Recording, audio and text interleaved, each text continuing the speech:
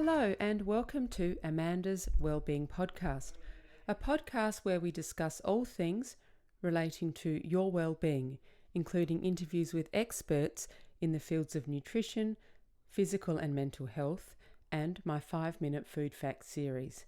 I'm Amanda Hayes, your host, a nutritionist with a passion for well-being. Before I introduce today's guest, I will take a moment to let you know that you can subscribe to my podcast on YouTube, hit the red subscribe button, or on your favourite podcast app, iTunes, Stitcher, Spreaker, Spotify, or Google Podcast. I will also mention that although I will often be speaking with experts, any information or advice provided in Amanda's Wellbeing Podcast is not intended to be used to treat, cure, or prevent injuries or medical conditions, and is not a substitute for advice from your own health professional. Today I am here with physiotherapist Jamie Wetherell, who practices at Active Bodies Physiotherapy in Adelaide. His practice includes pain management and education. Plus, he is a yoga teacher and a very keen surfer, so I look forward to hearing about all of that. Hi Jamie, welcome to Amanda's Wellbeing Podcast. Thanks, Amanda. Jamie, you worked with some of the world's leading researchers into chronic pain. Can you tell us what is meant by chronic pain? Yeah, so chronic pain basically means pain that you've felt for more than, say, 3 months. Right.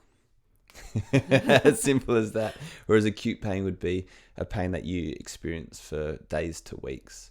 So is chronic pain something that for some reason hasn't resolved when it should have resolved? Or is that different? It's a tricky question. I guess firstly, chronic pain affects 1 in 5 Australians at any time. So it's a big thing, and in the States it's 1 in 4. So they're seeing this as more of an epidemic. Oh, interesting. Rather than just something that happens to a few people. So it's really normal. And I guess to really understand what chronic pain is, you have to understand what pain, the purpose of pain is. And so the purpose of pain, as from what the research currently suggests, is that it's a protective mechanism. Mm-hmm. It's our brain letting us consciously understand that something needs to be attended to. And there's nothing that's going to motivate you more than pain will. Yes. However, pain normally will start to disappear as your body heals, because our bodies are self-healers. They're amazing creatures.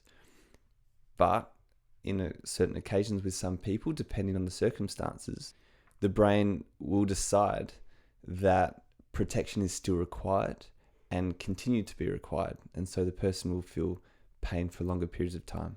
And that's what you would call a chronic pain state.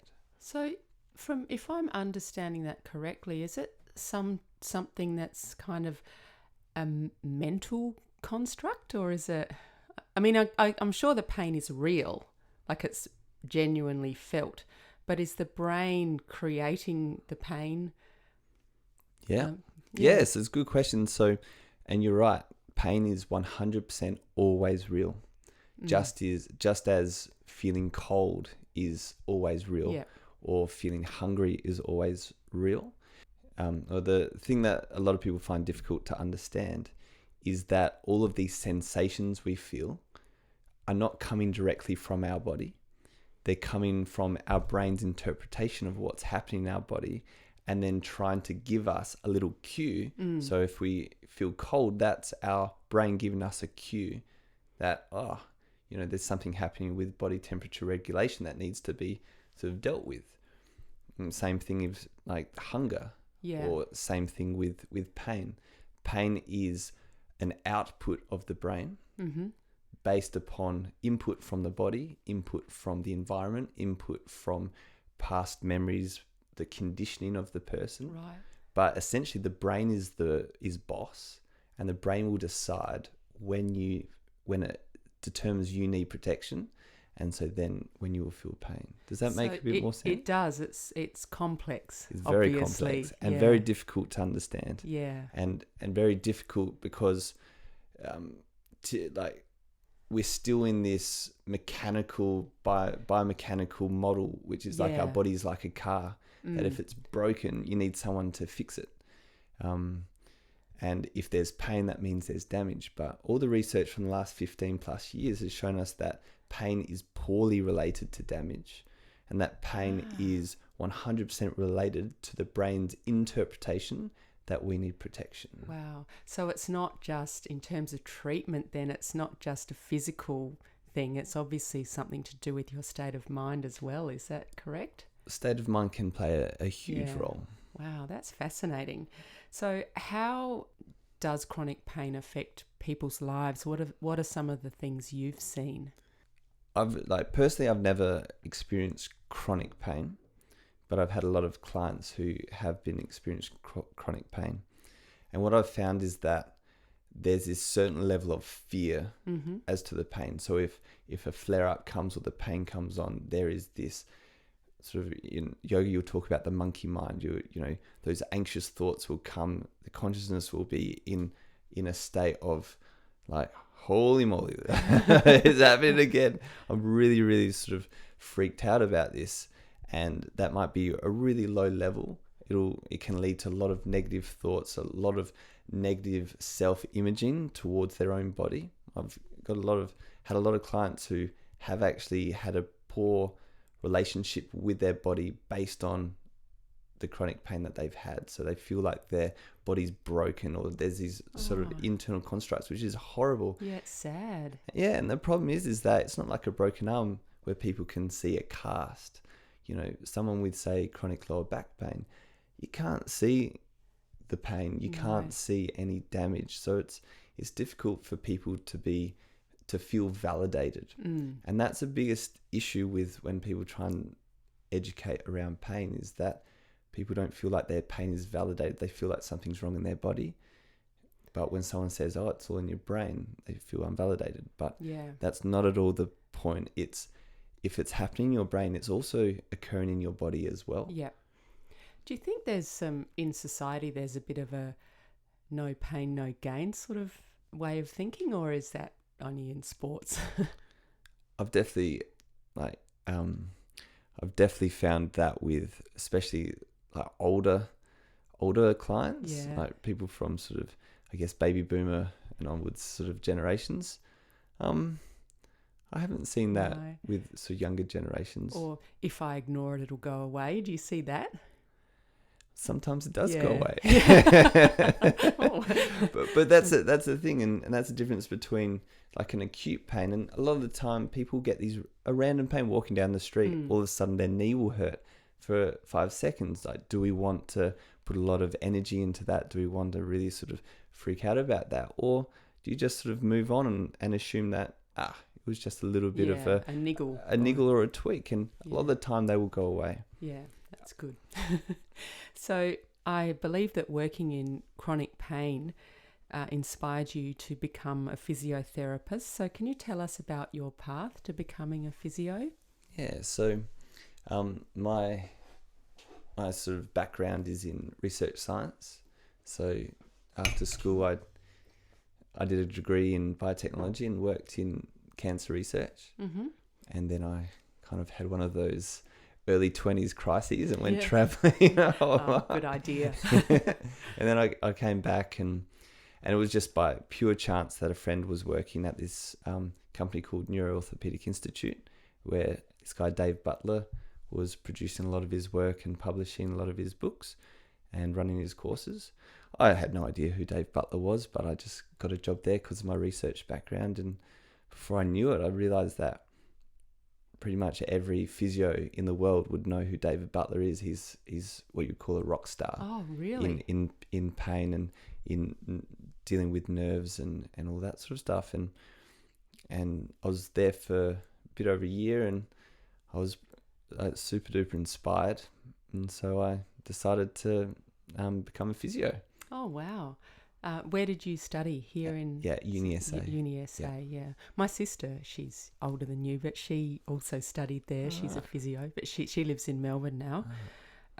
So how then do chronic pain and physio relate? Because I imagine that not every physio knows what you know about chronic pain. So what can you bring? Like, how do they interact? My biggest goal is, which is very difficult, but it is to essentially help people change their construct of what pain is. Mm-hmm. Because if we think of pain as equaling damage, which is so common, then we'll go for surgery very quickly. We'll need a lot of passive treatment. And by passive treatment, I mean massage, dry needling, and expect that that's going to cure everything by itself. In terms of physio, that's where physio has come from. Yes. Whereas what I see physio turning into now is more of a holistic. They call it biopsychosocial, but even that's become a little bit redundant these days. But it's more of a holistic thing of like, if someone comes in and they've got a knee pain, then they've got a knee pain, but how is their sort of mental state? How are their relationships? How's their relationship with their self? What's happening in their life? What are their fears around the knee pain? What's their relevance around the knee pain? Was there something within their family that is really important with knees? And a lot of the time, I've found that if you can actually unravel some of the underlying anxieties behind a certain body part, you have almost miraculous recoveries. That's incredible. So it's part counselling from the sounds of it. I would never openly admit to counselling because I'm not a counsellor. No, but still you're obviously listening and very much sort of in tune with your patient. In fact, on your website, you say that physiotherapy is more than just treatment. It can actively generate change in your life and maintain and stoke the inner fire. So I really like that saying. So what do you actually mean by that, stoking the inner fire? Sounds pretty random, doesn't it? It sounds exciting. Yeah. I guess it's going back to what physio essentially used to be, or the old school way, which is if someone's in pain or they're deep in a hole, you just pull them out of a hole until they feel no pain anymore, and then off you go. Yeah. Which would suggest that pain is the measure by which we sort of measure our health. Yeah. And at Active Bodies Physio, where I work, we've got this very strong sense of we want to be mentors rather than doctors, or rather than a fixer. We want to help people sort of reach what they want to reach. And so rather than just pulling people out of a hole and until they feel no pain, we want people to be able to live with that sort of excitement, that for them to live with inspiration. I've noticed that in my own life when I'm living a life without much inspiration, how bored I can be, how quickly go for Netflix over going for a walk in the forest or something.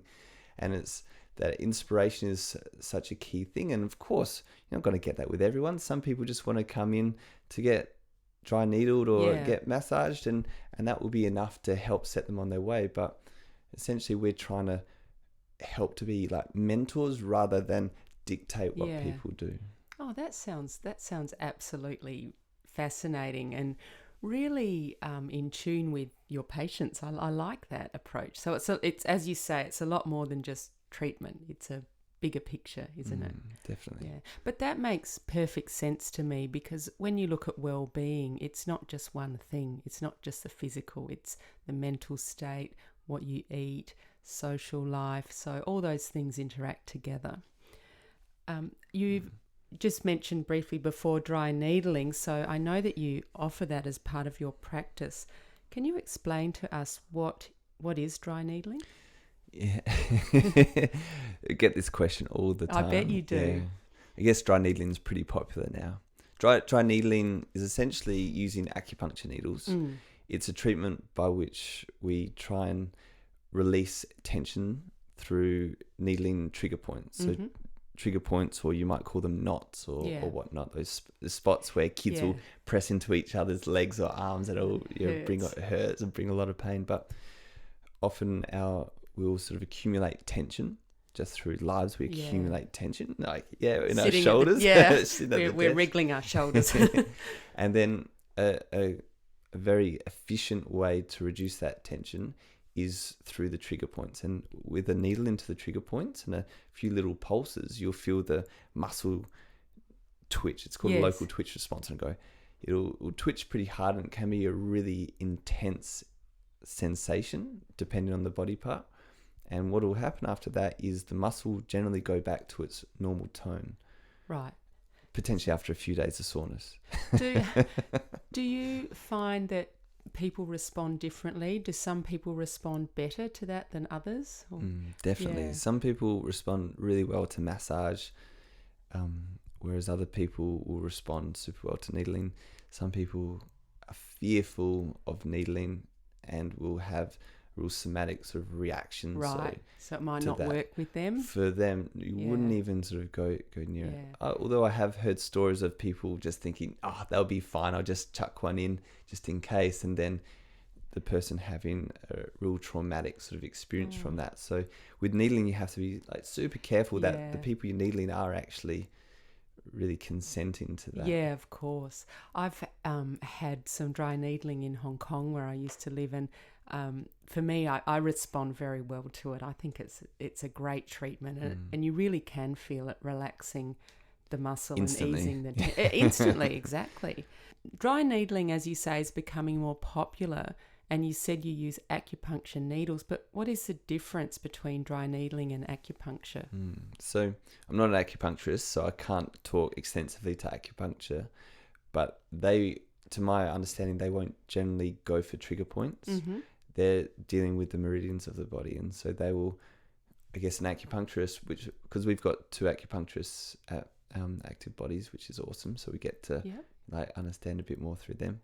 But they will read your pulse to understand what's maybe a little bit too tonic, what's a little bit sort of restricted, and then use the needles to try and work through those meridian lines to balance the person's energy. So a lot of the time with acupuncture needles, you might not actually feel the needles. Right. Whereas that's really interesting. For a dry needling session to be effective, you will need to feel the twitches of the muscles. Yeah. I find it's not painful though. How far in does the needle go? Well, in the lower back, if someone was, say for my back, someone was to put needle in right down to my deepest muscles near my vertebra, it would go in 6 to 7 centimeters. See, that's amazing, because speaking as a patient, it just feels like a little flick. And to me, I imagine it's only going in a few millimeters, but it's obviously going in a lot deeper. But there's also a few different types of needling. So okay. There's a more of an acupuncture style needling where they'll put it into a muscle, put the needle into a muscle, give it a few little twists and tweaks, leave it for 2 to 3 minutes. But from what I've heard and from my trainer, I don't see that to be as effective as it's called more of a pistoning action, where someone's actually hunting for a twitch. Right. And then once the twitch has happened, take the needle out and then move on.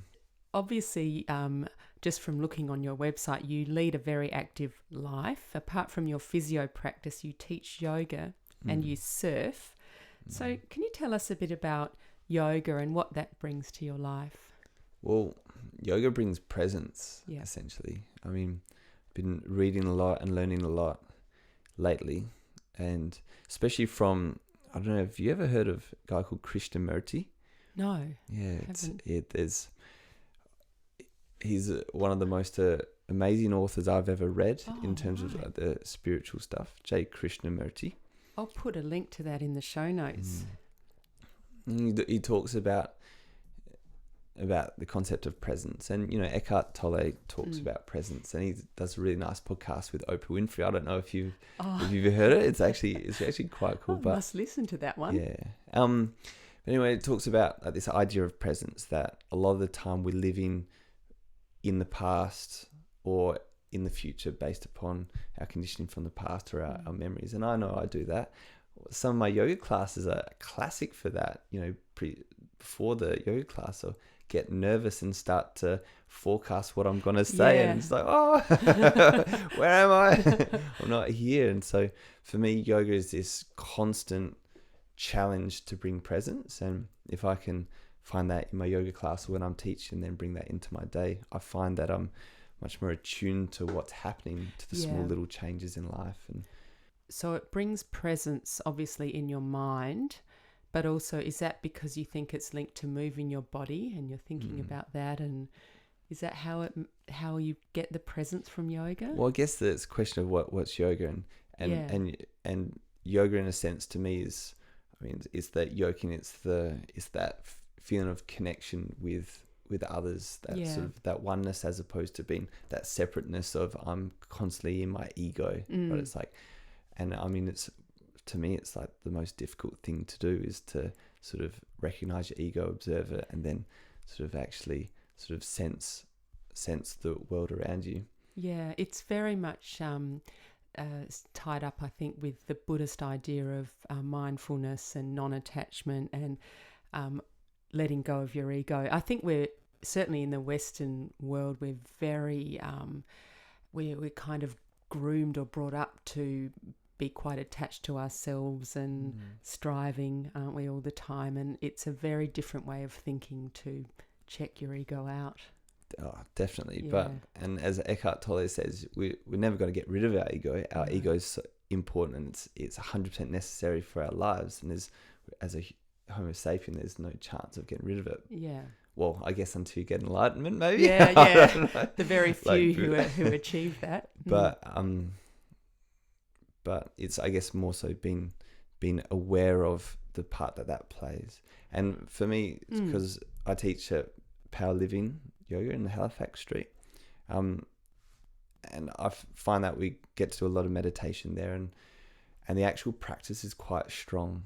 So rather than your classic we're going into stretch, you're actually building a lot of strength in your body, and you're being challenged constantly with each class. They're always changing.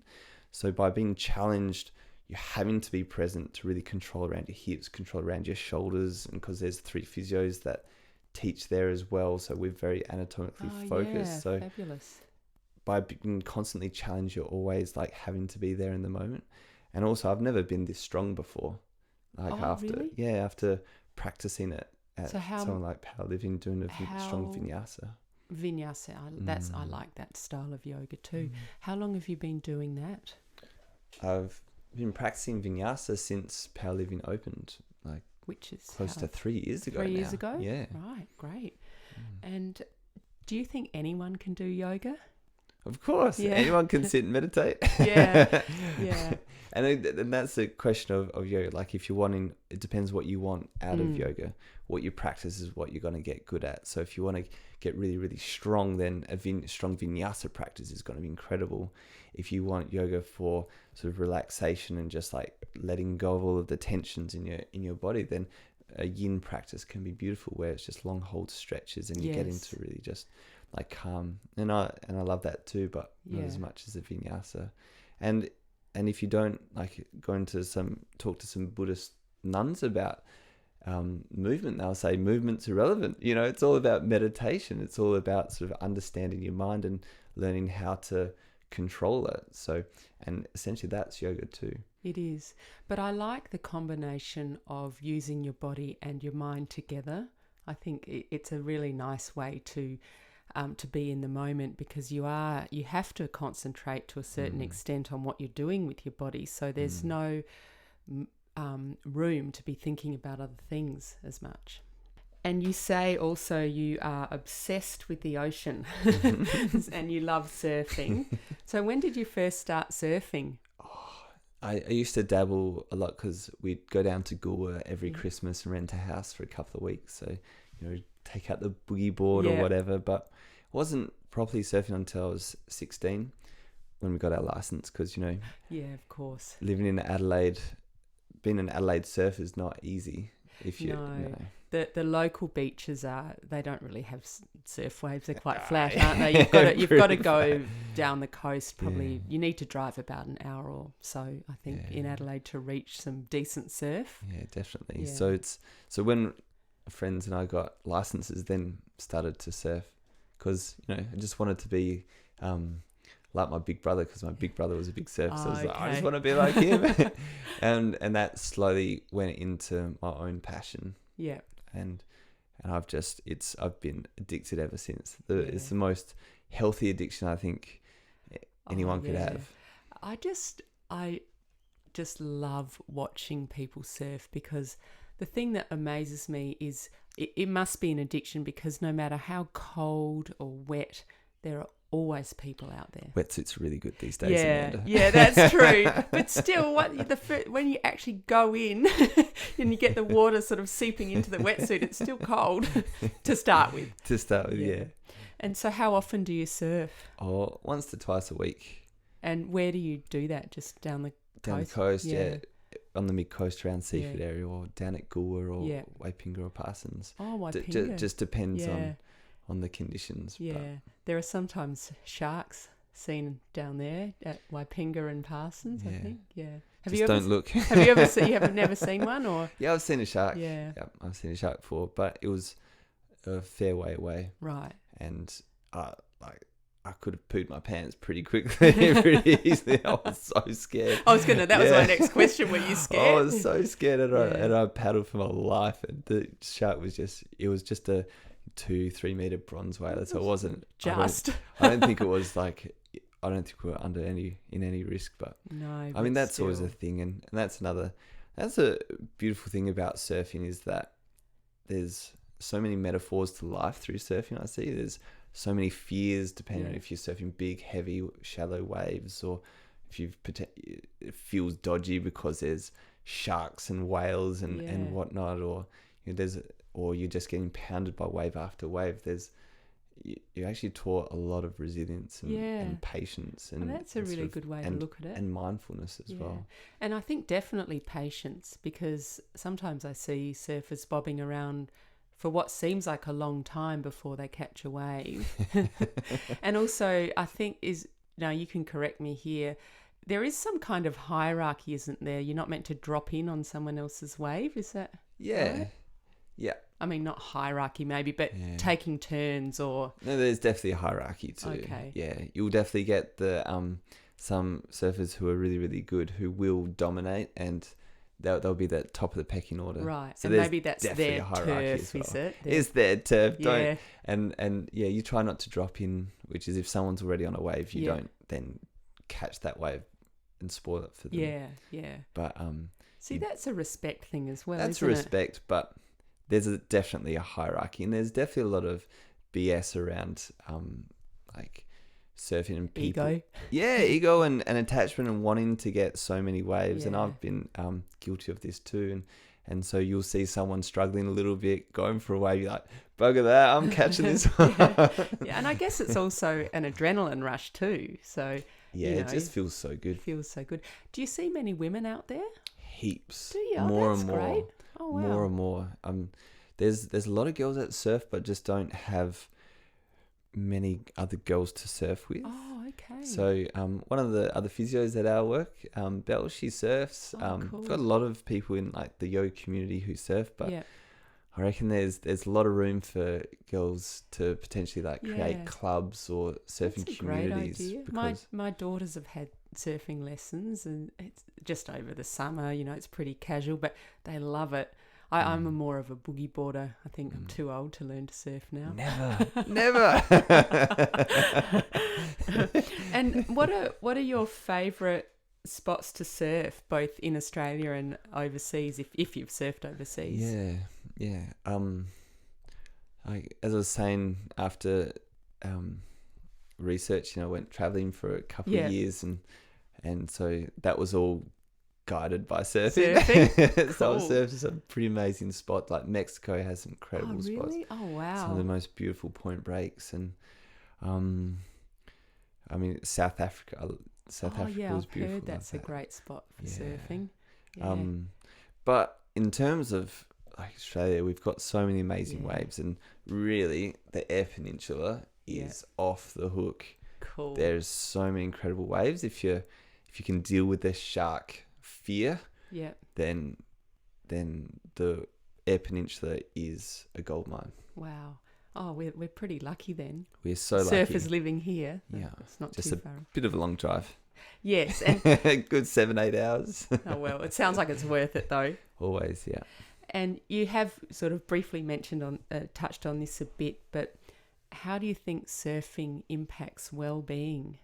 I guess being in the ocean, time away from any device is pretty incredible. Yeah, you can't have a device out there, can you? Can't. Same as in the yoga studio. I think that's another thing with like doing anything like that for yourself, where you're not compelled to look at anything. Your mind can just like calm, and I find that with the surf, as I was saying, it's, just practicing patience and persistence, like especially persistence when it's big and you're just getting pounded and you maybe fall on a wave, you're getting frustrated. You have to learn how to deal with all those emotions, and it's just a beautiful metaphor for life, I feel.